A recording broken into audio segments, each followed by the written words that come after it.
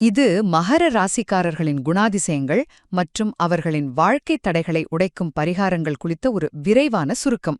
சனி பகவானால் ஆளப்படும் மகர ராசிக்காரர்கள் கடுமையாக உழைத்தாலும் வாழ்க்கையின் முற்பாதியில் பல தடைகளை சந்திப்பார்கள்.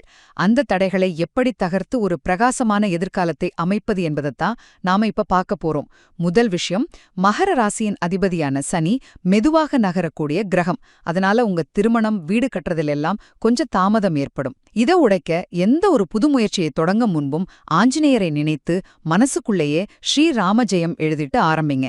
ஏன்னா தாமதப்படுத்தும் சனி பகவானுக்கு நம்ம ஆஞ்சநேயர் வழிபாடு ஒரு ஆக்சிலரேட்டர் மாதிரி செயல்பட்டு உங்களுக்கு காரிய வெற்றியை தேடித்தரும். இரண்டாவது விஷயம், வெறும் உழைப்பு மட்டும் வெற்றியை தராதுங்க. உங்க உழைப்புக்குரிய அங்கீகாரத்தை கொடுக்க ஜீவன கிரகமான சுக்கிரனின் அருள் கண்டிப்பா தேவை.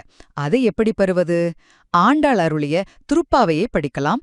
தாமரைத்தண்டு திரியைக் கொண்டு நெய்தீபமேற்றி வழிபடலாம். இது உங்களுக்கு மகத்தான பலன்களை தரும்.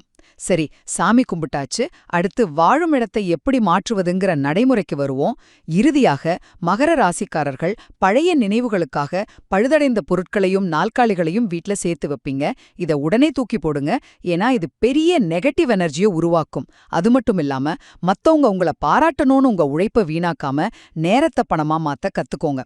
அடுத்தவங்க உங்களை பாராட்டணும் என்பதற்காகவே உழைப்பது புத்திசாலித்தனமா, அல்லது உங்க உழைப்பை உங்களுக்கான லாபமா மாத்துறது புத்திசாலித்தனமா? நீங்களே யோசிச்சு பாருங்க.